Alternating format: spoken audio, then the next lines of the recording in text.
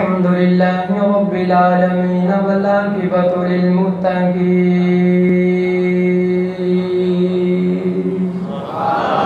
अस्सलातु वस्सलामु अला सय्यिदिल अंबियाइ वल मुरसलीन। अम्मा बादु फ़अऊज़ु बिल्लाहि मिन शुरूरि अनफुसिना व मिन सय्यिआति अअमालिना। मन यहदिहिल्लाहु फला मुदिल्ल लहु व मन युद्लिलहु फला हादिय लहु। व नशहदु अन ला इलाहा इल्लल्लाहु वहदहु ला शरीका लहु। वनशहदु अन्न सय्यिदना व मौलाना मुहम्मदन अब्दुहु व रसूलुहु। अम्मा बअदु फ़अऊज़ु बिल्लाहि मिनश शैतानिर रजीम। बिस्मिल्लाहिर रहमानिर रहीम। अलिफ लाम मीम। ज़ालिकल किताबु ला रैब फ़ीहि हुदल लिल मुत्तक़ीन। क़ाल अल्लाहु तबारक व तआला फ़ी मक़ामिल आख़र मा कान मुहम्मदुन अबा अहदिम मिर रिजालिकुम वलाकिन रसूलल्लाहि व ख़ातमन नबिय्यीन व काना अल्लाहु बिकुल्लि शैइन अलीमा। इन्नल्लाहा व मलाइकतहु युसल्लूना अलन नबिय्य या अय्युहल्लज़ीना आमनू सल्लू अलैहि व सल्लिमू तस्लीमा। अस्सलातु वस्सलामु अलैका या सय्यदी या रसूलल्लाह व अला आलिका व सहाबिका या हबीबल्लाह। अस्सलातु वस्सलामु अलैका या सय्यदी या रसूलल्लाह व अला आलिका व सहाबिका या रहमतन लिल आलमीन। अल्लाह तबारक व तआला जल्ल जलालुहु व अज़्ज़म शानुहु व तम्मा बुरहानुहु की हम्द व सना। प्यारे हबीब सरवर कायनात मुफ़ख़्ख़िर मौजूदात ज़ीनत बज़्म कायनात अहमद मुज्तबा जनाब मोहम्मद मुस्तफ़ा सल्लल्लाहु अलैहि वसल्लम की बारगाह में हदिया दुरूद व सलाम पेश करने के बाद नहायत वाजिब एहतराम इस महफ़िल पाक की जो सदारत फरमा रहे हैं हज़रत अल्लामा मौलाना मोहम्मद माजिद महमूद नक्शबंदी साहब, उनकी ज़ेर क़यादत ये महफ़िल पाक है जिनको मैं दिल से तस्लीम करता हूँ, जो सीनियर भी हैं और इनसे इस्तिफ़ादा हम हासिल करते हैं। और इनके अलावा जो जमे गफ़ीर है उलमा कराम का भी तशरीफ़ फरमा है और हाजी मोहम्मद सलीम साहब उनके सारे सवाब के लिए ये महफ़िल पाक का अहतमाम किया गया। और 52 माही तारीख़ ख़त्म नबूवत इस हवाले से और इससे पहले कि अपनी तकरीर का आगाज़ में पहले मैं ख़ुलासा बयान करता हूँ। जब कोई किताब पढ़ी जाती है उससे पहले मुकदमा लिखा होता है, जब उस मुकदमे की अच्छी तरह समझ आ जाती है तो पूरी किताब आसानी से आदमी समझ लेता है। तो जब ये आप ख़ुलासा समझ लेंगे तकरीर जो है वो आसान हो जाएगी। कुरान मजीद फुरक़ान हमीद के अंदर 3 किस्म की आयात हैं। बाज़ वो हैं कि जिनका तर्जमा ही नहीं है, बाज़ वो हैं कि जिनसे हम अकीदा नहीं बनाते, वो भी कुरान के अंदर मौजूद हैं। और फिर मा कान मुहम्मदुन अबा अहदिम मिर रिजालिकुम, ये कौन सी किस्म की आयत है, क्या इससे अकीदा बनाना दुरुस्त है या नहीं है। और फिर इसके बाद ला नबिय्य बादी, इसकी मैं वजाहत करूँगा कि मेरे आका अलैहिस्सलातु वस्सलाम ने फरमाया कि अगर मेरे बाद कोई नबी होता तो मेरा बेटा इब्राहीम अलैहिस्सलाम होते। इस हदीस की वजाहत भी करनी। और हज़रत आयशा सिद्दीक़ा रज़ी अल्लाह ताला अन्हा, आपका कौल है कि वला तक़ूलू ला नबिय्य बादहू, ये ना कहो कि ला नबिय्य बादहू, हुज़ूर के बाद कोई नबी नहीं आएगा। यहाँ से ये मकान है। इस हदीस की भी मुख्तसर वजाहत करूँगा और मैं अपनी गुफ्तगू का आगाज़ इस हदीस पाक से करता हूँ क्योंकि टाइम इतना वक्त ज़्यादा नहीं है कि नबी करीम सल्लल्लाहु अलैहि वसल्लम ने फरमाया कि जिसने 50 मरतबा रोज़ाना मुझ पर दरूद पढ़ा, क़यामत वाले दिन मैं मोहम्मद उससे मुसाफ़ा फरमाऊँगा। इंज दी सुबहान अल्लाह रही तो लगता तकरीर 12 बजे ख़त्म हो गई कि मजमा आशका दा होवे, फरमान मुस्तफा दा होवे, तो फिर इन्नी ढिली सुभान अल्लाह, मोहब्बत से बोलो जरा सुभान अल्लाह। ये देखो ये कुरान है, इसको मानना पड़ेगा। इस गुफ्तगू सुनने के बाद फिर आप अंदाज़ा लगाएंगे ये हमें कुरान दिखाकर डराते हैं। और फिर आगाज़ में करता हूँ कि कुरान मजीद फुरकान हमीद के अंदर जब हम खोलते हैं तिलावत करने के लिए, तो शुरू के अंदर ये आयात लिखी होती हैं कि अलिफ लाम मीम काफ हा या ऐन सौद, इस तरह की आयात लिखी होती हैं। हा मीम ऐन सीन काफ, इनको आयात मुक़त्तआत कहा जाता है। आयात मुक़त्तआत के किसी भी तर्जमा करने वाले मुतर्जिम ने इसका तर्जमा नहीं लिखा। पीर करम शाह साहब रहमतुल्लाह ताला उन्होंने भी इसका तर्जमा नहीं लिखा। आला हज़रत बरेलवी रहमतुल्लाह ताला अलैह उन्होंने भी इसका तर्जमा नहीं लिखा, क्योंकि उलमा दीन इसका तर्जमा जानते ही नहीं है कि वो मौला अली कि जिनको मेरे आका अलैहिस्सलातु वस्सलाम ने फरमाया कि आना मदीनतुल इल्म वालिजुल बाबुहा, कि मैं इल्म का शहर हूँ और इसका दरवाज़ा मौला अली है। इसका इतना ज़्यादा इल्म रखने वाले इसका तर्जमा मौला अली भी नहीं जानते, हज़रत उस्मान गनी भी नहीं जानते, उमर फ़ारूक भी नहीं जानते। और फाइनली बात ये कि जो वही लेकर आया वो जबरील भी नहीं जानता, इसका तर्जमा वो भी नहीं जानता। वो कैसा मंजर होगा कि जब हज़रत जिब्रील अलैहिस्सलाम वही इलाही लेकर आए हुजूर की बारगाह में, अलिफ लाम मीम आए, अर्ज़ की हुजूर अलिफ, मेरे आका ने फरमाया समझ गया। अर्ज़ की हुजूर लाम, फरमाया समझ गया। मीम कहा समझ गया। आगे क्या फरमाया, ज़ालिकल किताब, मेरे आका खामोश है कि जो माना जबरील नहीं जानता वहाँ फरमाया कि मैं समझ गया, और जिसका तर्जमा जबरील जानता है वहाँ मेरे आका खामोश है। इसकी वजह क्या, इसके अंदर हिकमत क्या?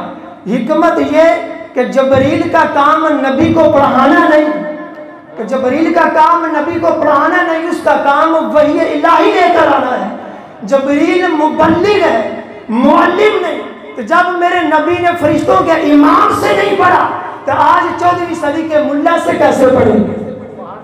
आज 14वीं सदी के मुल्ला से कि कहते हैं हुजूर सल्लल्लाहु अलैहि वसल्लम ने उर्दू ज़बान हमारे मदरसे के सीखी है, उस नबी का कलमा भी पढ़ते हैं और फिर कहते हैं हमारे शागिर्द हैं। फरिश्तों के इमाम से नहीं पढ़ा तो आज के मुल्ला से कैसे पढ़ेंगे? फरमाया कि अलिफ, इसका मतलब ये नहीं कि इसका तर्जमा नहीं, अलिफ इसका तर्जमा है, लाम इसका तर्जमा है, मीम इसका तर्जमा है। अब मैं देखता हूँ कि कितने लोग इस जुमले को समझते हैं, जो बाहर बैठे हैं वो भी तवज्जो करें, अगर समझ आ जाए तो फिर ऊंची बात से सुभान अल्लाह कह देना। जबरील अलैहिस्सलाम आए और आकर कहा कि अलिफ, समझ गया। लाम, फरमाया समझ गया। मीम, फरमाया समझ गया। अलिफ का तर्जमा अलिफ में पुशीदा, लाम का तर्जमा लाम में पुशीदा, मीम का तर्जमा मीम में पुशीदा। अरे ये गैब है, तो जिस नबी से कुरान का गैब नहीं छुपा उस नबी से जहान का गैब कैसे छुप सकता है? तो जिस नबी से कुरान का गैब नहीं छुपा उस नबी से जहान का गैब कैसे छुपेगा?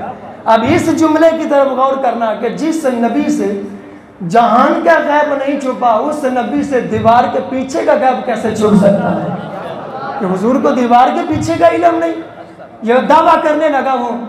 अगर हुजूर का इल्म गैब का दीवार के पीछे का सिर्फ कोई आदमी इनकार कर दे, इसके अलावा पूरी कायनात का इल्म मान ले, फिर भी वो अल्लाह तबारक व तआला का एक होना साबित नहीं कर सकता।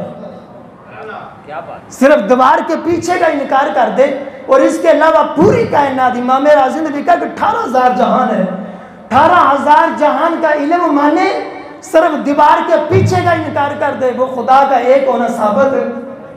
सारे बोलो खुदा का एक होना साबित नहीं कर सकता। बहुत सारी यहाँ दलाल है, मैं इस तरफ नहीं जाता। अब पता चला कि ये जो जिसका तर्जमा हम नहीं जानते इसको क्या कहते हैं, आयात मुक़त्तआत। कुरान पाक के अंदर ये आयात मौजूद है, इसकी हम तलावत करेंगे, ईमान रखेंगे, पर इन आयात से हम अकीदा नहीं बनाएंगे। सारे बोलो इन आयात से हम अकीदा नहीं बनाएंगे। अब ये बात हो गई आयात मुक़त्तआत। कुरान पाक के अंदर जो अलिफ लाम मीम, जो लैला जिनको हुरूफ मुफरदात भी कहा जाता है, आयात मुफरदात कि जो लैला करके पढ़ा जाता है, इसकी तलावत करेंगे, ईमान रखेंगे, पर इसे हम अकीदा नहीं बनाएंगे। क्यों? कि जो अल्लाह की मुराद है वो हमें मालूम नहीं। अब इसकी तो समझ आ गई, जिसको समझ आई वो बोले सुभान अल्लाह। कुरान पाक के अंदर दूसरी आयात जिनका नाम है आयात मुतशाबिहात। आयात मुतशाबिहात वो कि जो कुछ तर्जमे के अंदर वो खुदा की मुराद नहीं, जो खुदा की मुराद है वो तर्जमे के अंदर नहीं है। पक्की बात है, जो खुदा की मुराद वो तर्जमे में नहीं, जो तर्जमे में है वो खुदा की मुराद नहीं है। मिसाल के तौर पर यदुल्लाहि फौका अयदीहिम, यदुल्ला आसान लफ्ज़ है, यदुल्ला इसका माना क्या? अल्लाह का हाथ। कोई मानेगा अल्लाह का हाथ? अल्लाह पाक तो जिस्म से पाक है, हाथ पाँव से पाक है। अरे हाथ पाँव हिंदुओं के खुदा के हो सकते हैं, मुसलमानों का जो खुदा है वो हाथ पाँव से पाक है। अब कुरान के अंदर मौजूद है जो कहते हैं ना कुल इन्ना माना बशर मिस्लुकुम, भी मानना पड़ेगा बशर या कुरान में है तो उसको कहो यदुल्ला, यह भी कुरान में है, मान से अल्लाह का हाथ। हम तो हुजूर को बशर मानते हैं इसलिए कि अल्लाह पाक ने 70,000 बशरी लिबास पहनाकर हुजूर को भेजा है। हम तो बशर मानते हैं, तुम मानो यदुल्ला। अगर अल्लाह का हाथ मानेगा वो दारा इस्लाम से खारिज होगा। यह भी कुरान के अंदर मौजूद है। अब ये है कि ये यदुल्ला यद कहकर खुदा ने जो मुराद ली वो तर्जमे में नहीं, और जो तर्जमे में वो खुदा की मुराद नहीं। इन आयात को आयात मुतशाबिहात कहते हैं। ईमान रखेंगे, तिलावत करेंगे, पर इन आयात से हम अकीदा नहीं बनाएंगे। कुल इन्नमा अना बशर मिस्लुकुम, शेख अब्दुल हक मोहसिन दिलवी रहमतुल्लाह तआला अलैह, आपने भी इस आयत को आयात मुतशाबिहात के अंदर ही लिखा है। इसे तो अकीदा बनाना दुरुस्त नहीं है, तो फिर ये क्यों अकीदा बनाते हैं? इसलिए कि अकीदा तो वही बनाएगा जिसका अकीदा मुहकम होगा, कि जिसका अपने अकीदा मजबूत नहीं तो वो फिर आयात मुतशाबिहात से ही अकीदा बनाएगा। अब दो आयतें हो गई, पहले इनकी तवील करते जाए फिर अपने मौजू को आगे बढ़ाता जाऊँ ताकि यह बात अच्छी तरीके से समझ आ जाए। वो जो आयात मुतशाबिहात हैं फिर इनकी तावील की जाएगी कि अल्लाह नूर समावाति वल अर्द, कि अल्लाह ज़मीन आसमान का नूर है। मसल नूर ही, अल्लाह पाक ने इसकी मिसाल दी। अल्लाह पाक सिर्फ से भी पाक बेमिसल बेमिसाल है, ज़ात है तो बेमिसल बेमिसाल है। तो अल्लाह पाक मेरे फिर कुरान पाक का ये मिसाल क्यों दी कि जो खुदा की मुराद मसल नूरी कहा वो तर्जमे में नहीं, और जो तर्जमे में वो खुदा की मुराद नहीं है। ये भी आयात मुतशाबिहात में से है। अब इसकी तवील करेंगे, तवील कैसे? हम नहीं कर सकते, अल्लामा साहब ये कर सकते हैं, जो सीनियर उलमा बैठे ये इसकी तवील कर सकते हैं। तवील करते वक्त, इन आयात का तर्जमा करते वक्त एक चीज़ का ख़ास ख्याल रखना ज़रूरी है। बुनियादी बातें हैं, अगर इसकी समझ आ गया आगे मौजू भी आसानी से समझ आ जाएगी। तवील करते वक्त एक चीज़ का ख़ास ख्याल रखा जाएगा कि जिनकी शान मखसूस है उनके बारे में कोई ऐसा लफ्ज़ इस्तेमाल ना हो जिससे लफ्ज़ बेअदबी का पहलू निकलता हो, ताकि तवील भी हो जाए, गुस्ताखी भी ना हो। और फिर यदुल्ला, अल्लाह का हाथ, इसकी तावील कैसे करेंगे? इसकी तावील ये कि दस्ते खुदा ना कहो, दस्ते कुदरत का हो, तावील भी हो गई, शुबा भी दूर हो गया। जब इसकी तावील करेंगे, तर्जमा करेंगे, दस्ते खुदा नहीं यदुल्ला, दस्ते कुदरत, तावील भी हो गई। अल्लाह नूर समावाति वल अर्द, अल्लाह ज़मीन आसमान का नूर है, इसकी तावील क्या? अल्लाह मुनव्विर समावाति वल अर्द, कि अल्लाह वो है जो ज़मीन आसमान को रोशन करने वाला है। बुलंद आवाज से बोल रहा सुभान अल्लाह। तो कुशीदा इसके अंदर इबारत है अल्लाह मुनव्विर समावाति वल अर्द मसल नूरिही, कि अल्लाह ज़मीन आसमान को रोशन करने वाला। आप भी अगर अंधेरी कोठरी के अंदर हो, उस अंधेरी कोठरी को रोशन करते हैं किससे? चिराग ढूंढते हैं, अग जदीद और बल्ब चलाते हैं, चिराग से कमरे को रोशन करते हैं। तो जब रब ने चाहा इस कायनात को मैं रोशन करूं तो सिराज मुनीरा, तो रब ने चिराग नबूवत से इस कायनात को रोशन कर दिया।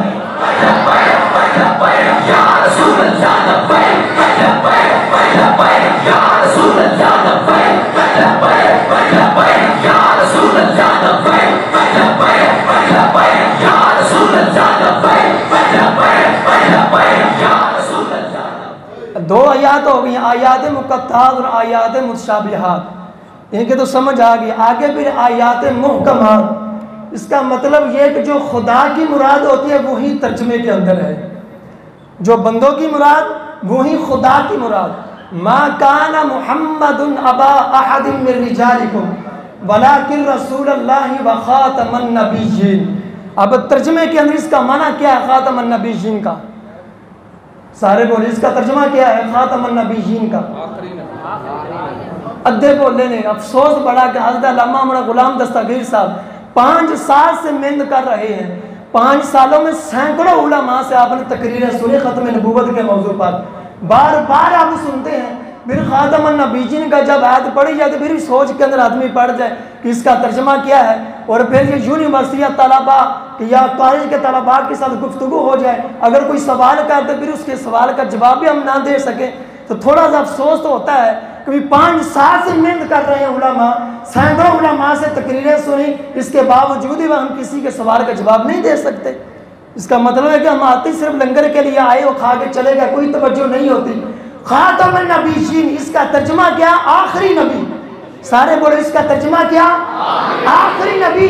तर्जमे के अंदर हर मुफस्सिर ने इसका तर्जमा यही लिखा, आखिरी नबी। तो मेरे आका ने भी यही समझाया कि खातमुन नबीयीन इसका माना आखिरी नबी। सहाबा किराम ने भी यही समझा, खातमुन नबीयीन का माना आखिरी नबी है। ताबीईन ने भी यही समझा, खातमुन नबीयीन का माना आखिरी नबी। तबा ताबीईन ने भी यही समझा है, मुहद्दिसीन ने भी यही समझा, मुज्तहिदीन ने भी यही समझा, और अइम्मा मुज्तहिदीन उलमा दीन ने यही समझा, मुफस्सिरीन ने यही समझा। इसका तर्जमा आखिरी नबी है। आज अगर बड़े से बड़ा भी कोई शायख हदीस आ जाए, बड़ा अगर जो हमारा पीर क्यों ना हो, वो कह दे कि नहीं नहीं ये तो वामी ख्याल है, खातमुन नबीयीन आखिरी नबी होना ये अवामी ख्याल है।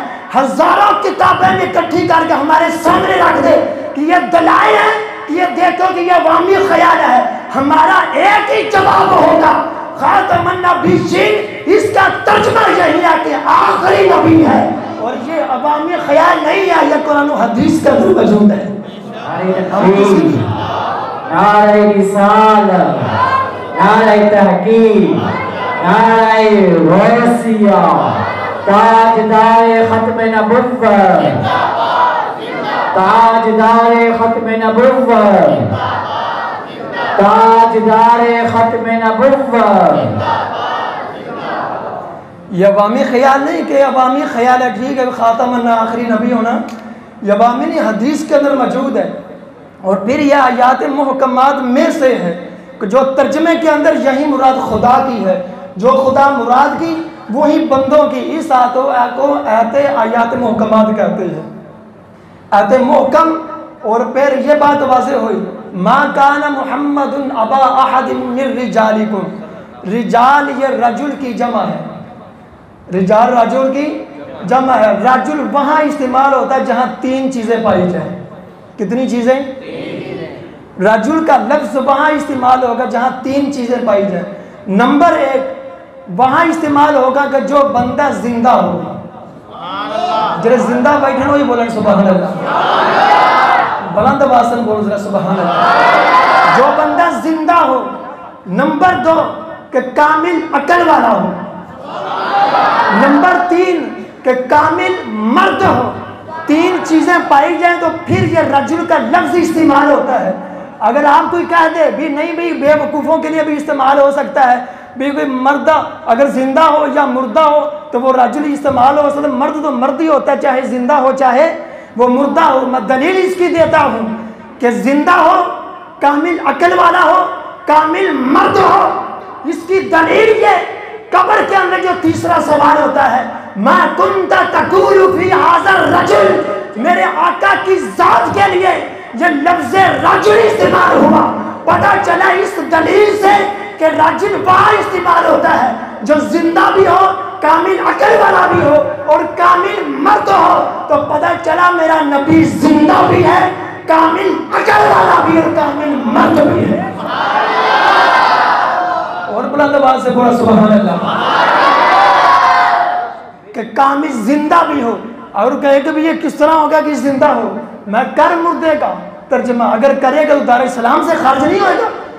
कहे तो मुर्दों का कलमा पढ़ता है रजुल का। हाँ, पूरे कुतुबे हदीस के अंदर कोई एक हदीस मुझे दिखा दो। मुस्नद इमाम अहमद बिन हंबल के अंदर सिर्फ ये रवायत मौजूद है कि जिस कब्र के अंदर 3 सवाल का जिक्र मुस्नद इमाम अहमद बिन हंबल के अंदर, पूरी बुखारी शरीफ उठा लो, पूरी मुस्लिम शरीफ उठा लो, कोई एक हदीस भी ऐसी नहीं मिलती कि जिसके अंदर 3 सवालों का जिक्र हो। ले आओ, मुझे भी दिखा दो, मेरे इल्म के अंदर भी इजाफा हो जाए।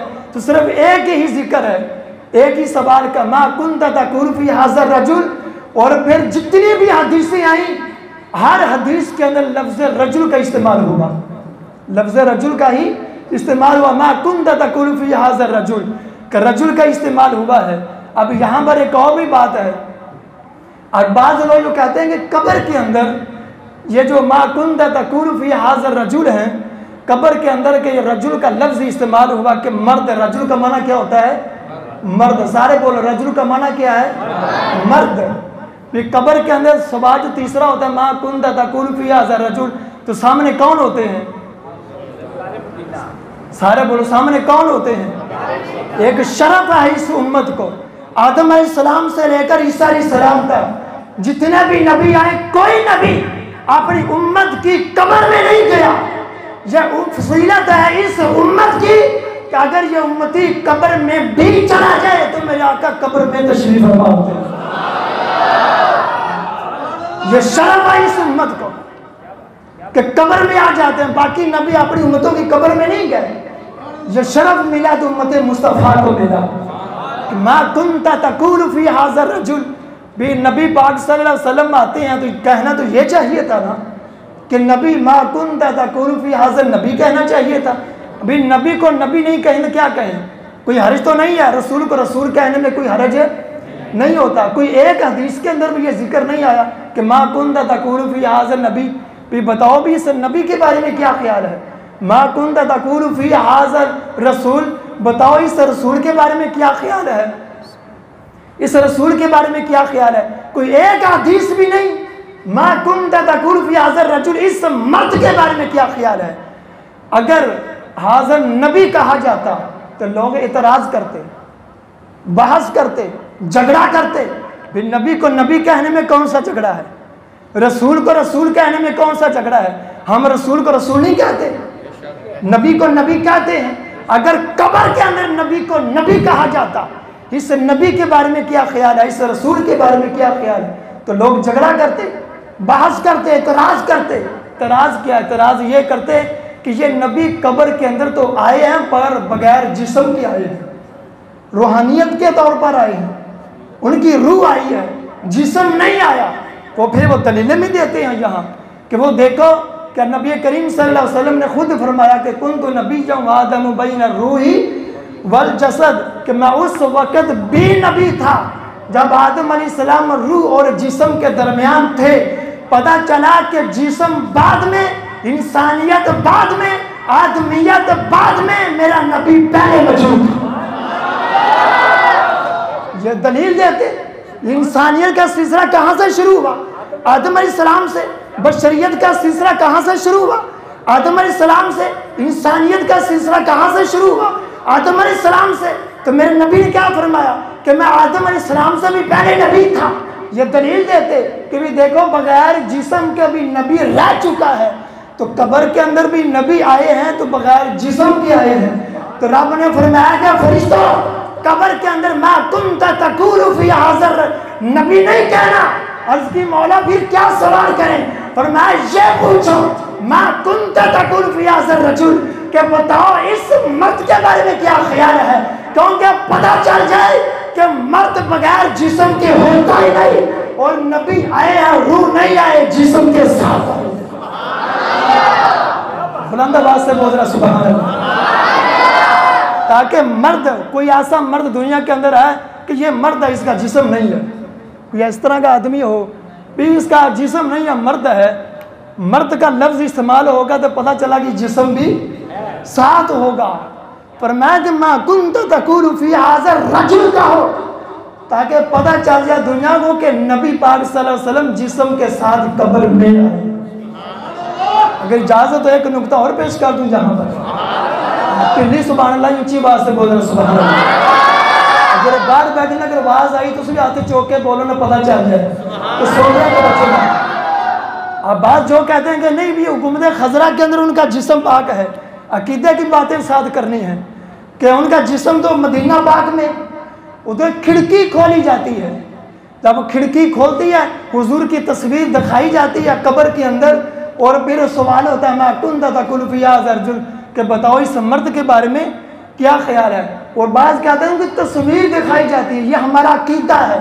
आका अलैहिस्सलातु वस्सलाम के जो तबरुकात हैं, नलाने पाक हो, कुर्ता पाक हो, कमीज़ पाक हो, आपकी तशबीह आपके साथ जितनी भी चीज़ें हों वो नबी नहीं होती, वो तबरुक होती हैं। आपके नलाने पाक नबी नहीं, वो तबरुक है।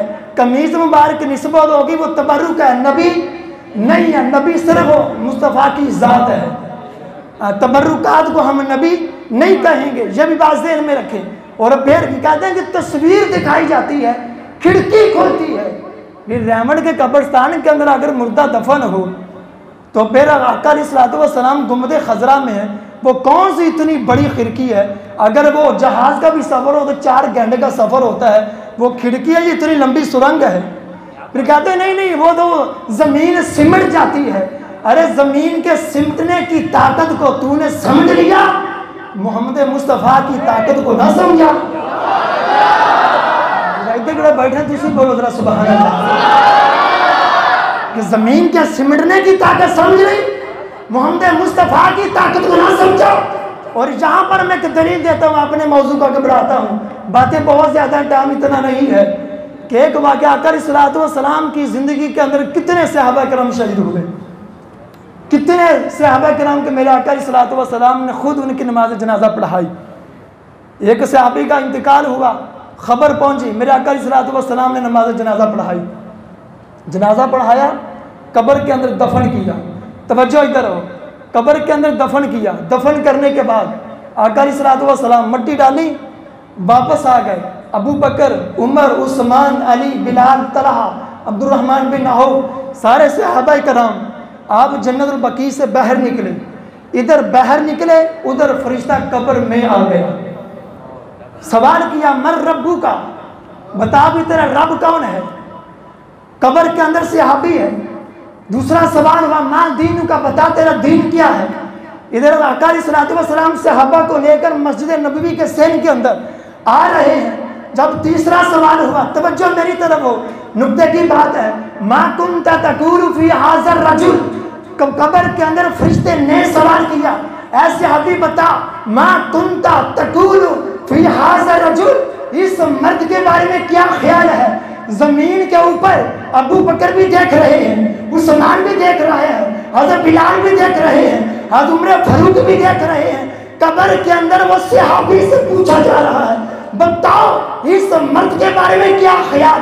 जमीन पर अबू बकर देख रहे, कब्र में वो सहाबी देख रहा है। मुल्ला जरा बता अब कौन सी खिड़की खुली है। जिसको समझ आई वो बोलो सुभान अल्लाह।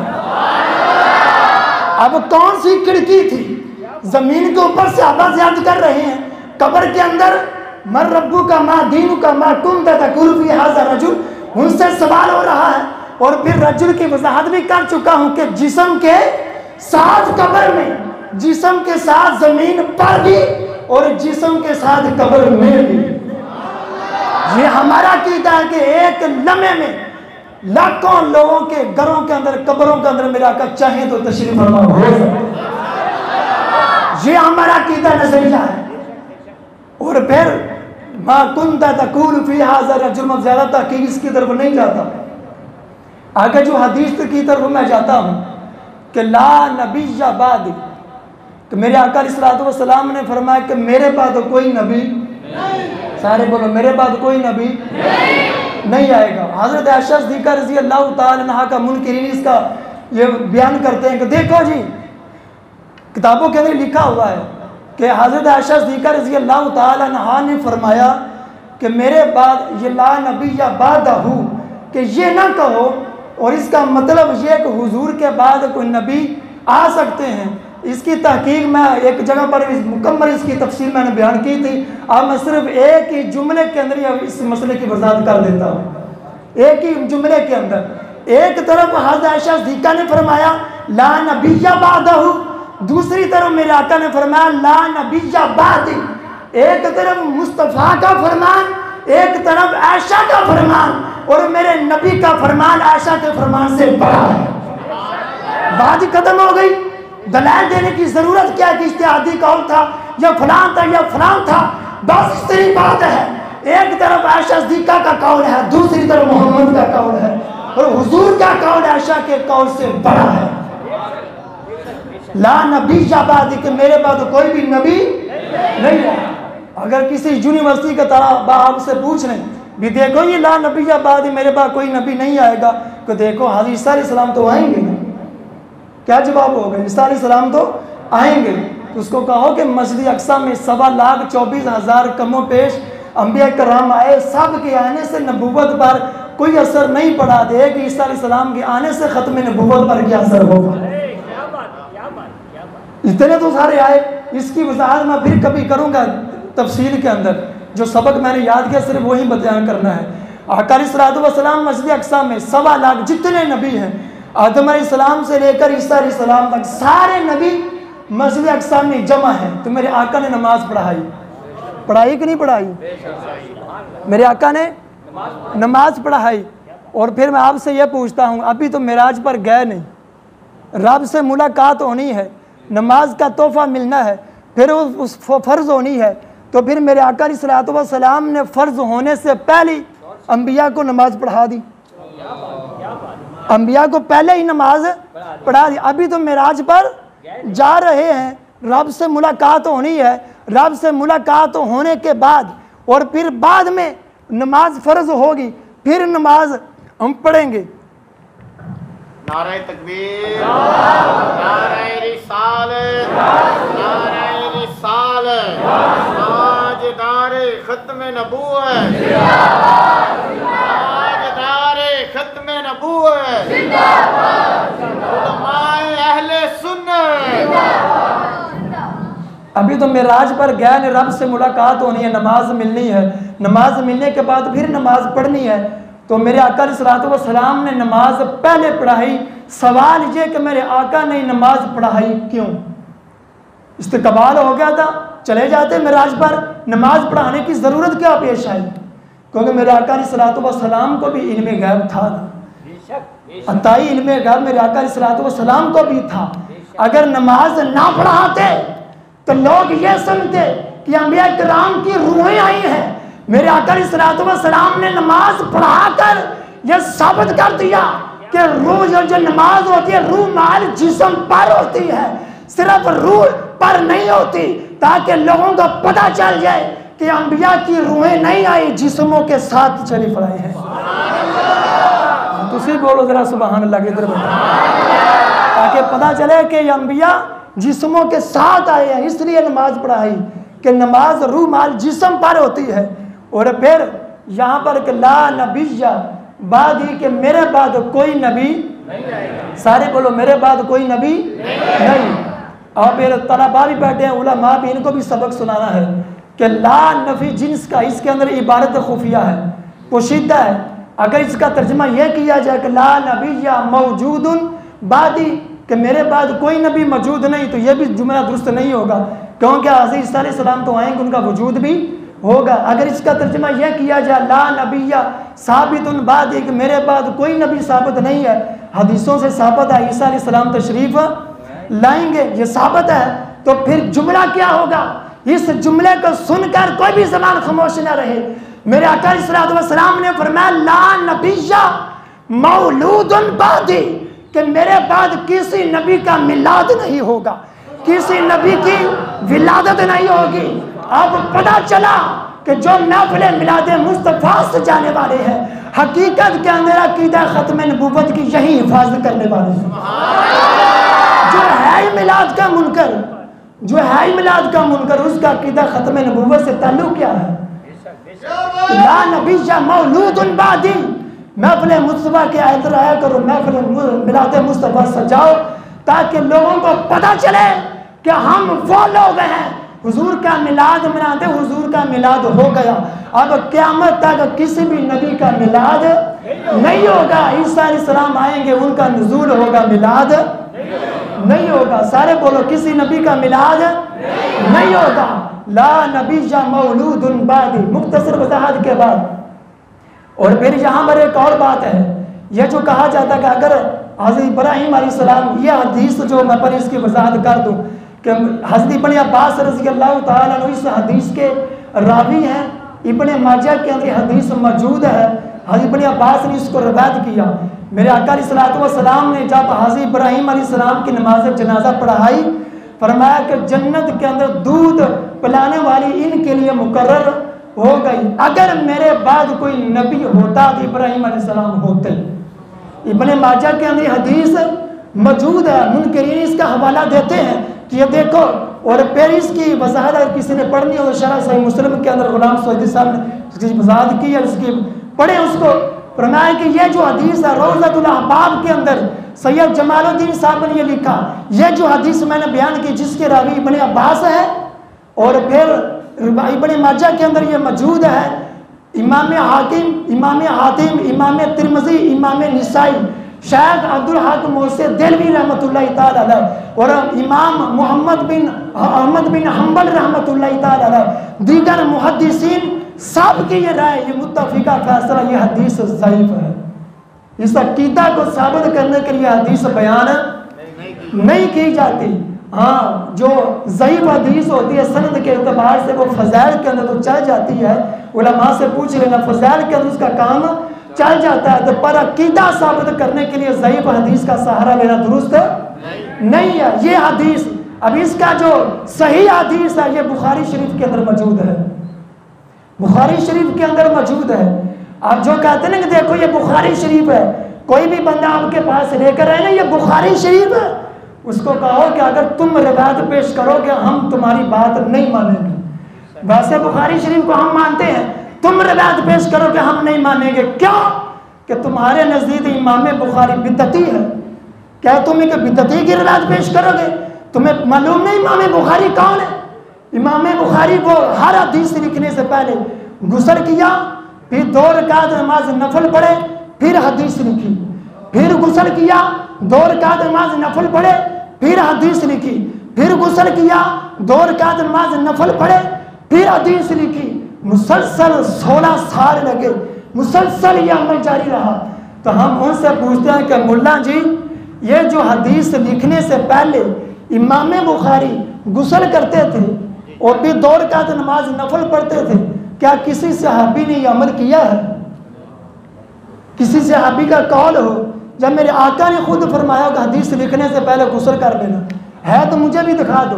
वैसे तो सहाबा किराम की बड़ी शान है। हमारा अकीदा है कि इमाम बुखारी जैसे अगर करोड़ों इमाम भी पैदा हो जाए, सहाबी के पाँव के साथ लगने वाली मिट्टी के बराबर भी नहीं हो सकते। हमारा अकीदा ये नजरिया। और फिर यह बताओ, हम महफिल मिलाद मुस्तफ़ा मनाए, ये बिदअत है। अगर हम दुरूद सलाम खड़े होकर पढ़ ले, ये बिदअत है। तो उसको कहो ये जो इमाम बुखारी ने अमल किया, क्या सहाबी ने किया? जो काम सहाबी ना किया, मेरे आका ने ना कहा हो, तो वो तो इमाम बुखारी करते रहे, वो तो इमाम बुखारी करते रहे। पहले इमाम बुखारी, ये बुखारी तो नहीं अपनी लेकर हो, ये तो बुखारी हमारी है। बिना इश्क नबी के जो पढ़ते हैं बुखारी, आता बुखारी, उनको नहीं आती बुखारी। बुखारी पढ़ने के लिए दिल के अंदर इश्क मुस्तफ़ा होना जरूरी है। इश्क मुस्तफ़ा हो तो बुखारी की समझ आती है। फिर कहते हैं ये बड़ाई हो गई कि जो काम सिद्दीक़ अकबर ने ना किया वो इमाम बुखारी करते रहे। ना ना, ये बड़ाई करने के लिए नहीं था। इमाम बुखारी जो कुछ करते रहे मोहब्बत मुस्तफ़ा में करते रहे। हम नाफिले मिलाते मुस्तफ़ा मनाते हैं तो मोहब्बत मुस्तफ़ा में मनाते हैं।